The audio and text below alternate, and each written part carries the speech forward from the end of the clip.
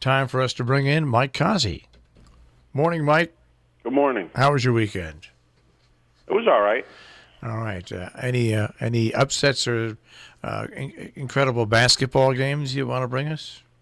Not that I know of. Yeah. I mean, there was a slight upset where Auburn beat Tennessee, and it cost Tennessee the SEC championship. But other than that, no. North Carolina beat Duke, which you expected. No, there was no upsets. All right. Antonio Brown is going to the Raiders. Yeah, I've been listening to it, and you hear people saying how the Steelers screwed up. I don't think so. This was a cancer in the locker room, and they exiled him to Oakland. If Antonio Brown wasn't an issue, the Oakland Raiders would have had to give up more than a third and fifth round draft pick. You would have think they would have had to give something up closer to a first round draft pick, which didn't happen. So you know he's an issue if that's the only thing that the Steelers can get back for him. And I think it's addition by subtraction for the Steelers because this guy was nothing but a pain in the neck for him. And if you don't have him, he can't disrupt your team. They sent him to an appropriate place called the Black Hole, where where players go to die because they never see a championship there. And I think it was a good move by the Steelers. I think it was a bad move by the Raiders. And we'll see how it plays out. But they had to get rid of this guy. He was nothing but trouble for the team. He's complaining about Roethlisberger. With the few Steeler games that I watched this year, Roethlisberger did more than try to force the ball to him. He disrupted the plays that the Steelers needed to run because he was crying and stamping his feet. He wanted the ball. I think it was a good move by the Steelers, and caveat emptor for the Raiders. All right, so much for football. Where else you want to go? Where do I want to go? I like to go to Tahiti. Really, there's not that much to talk about when you look at everything. A lot of blah blah blah blah stuff in baseball because it's still early in the season. Well, it's a big week for college basketball because all the tournaments start, and based on your regular season and your tournament play, next Sunday night is the draw for the tournament, the big tournament. So this is the home stretch for college basketball. Look to see if there's any upsets this week. A couple of lower seeded teams that have any aspirations to make the big tournament has to make a few upsets, and that's pretty much what you're looking for this week.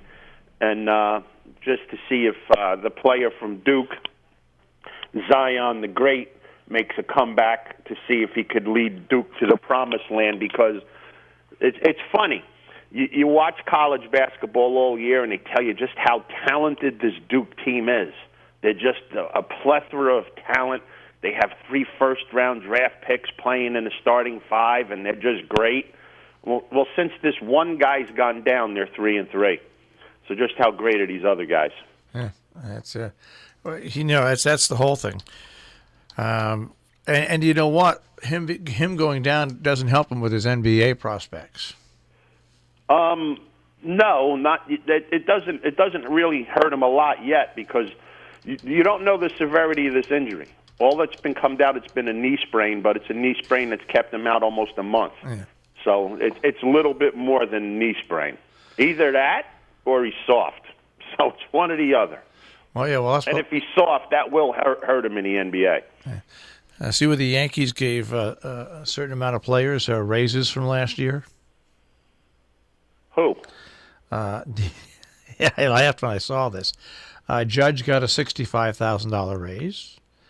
Andujar got a $35,000 raise.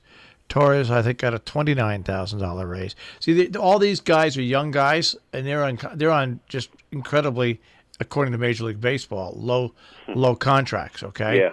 I'm glad you said that. Well, they are incredibly low when you compare them to the NBA, when people who sit on the bench make $500,000 and $600,000, but they're still out of whack. But so these are the young players that the Yankees have under contract, which are really, in today's Major League Baseball, a steal because they all perform except for throw Torres out. not Torres, what's his name, Sanchez. Throw him out. But everybody else performed okay for the Yankees. But still, that shows you how out of whack you are. When you get a $50,000 raise and you go from $600,000 to $650,000. But then that's Major League Baseball today. Well, it's good, I think, because you get rid of the Antonio Browns of the world. Yeah, I mean, baseball does. Once you sign that initial contract, you find out a lot about the talent and the heart of the person. You really do if they do spectacular. So Major League Baseball is different that way. When you sign that first contract, you're kind of locked into it in baseball. Well, yeah, you have to.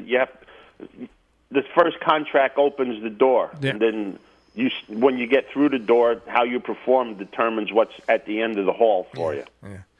So, I mean, Judge is not going to be eating tuna fish for the rest of his life. No, he's not.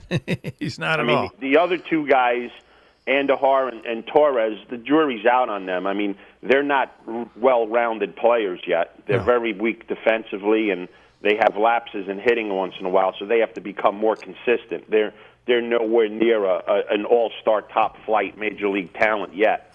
They still have a lot to do in front of them. But if they get it and they do it, they'll be paid handsomely. Don't worry about them. All right. Not much else really to talk about. We can go over our races. Okay, well, let's go over your races. We did well down at Tampa. We ran second in the Hillsborough, which cost me to pick 4. But then after that in the Florida Oaks, we had the winner of Concrete Rose that paid $840. And then in the Tampa Bay Derby, we had the big horse right on top. Tacticus paid a nice fat $19.80 in the Tampa Bay Derby. So we had a nice weekend down in Tampa. All right. And now you can take it off until next weekend, right? Yep. And some news from the West Coast that Santa Anita expects to be open for business on March 22nd. What are they doing? Did they redo the track again? Yeah, they had to redo the surface.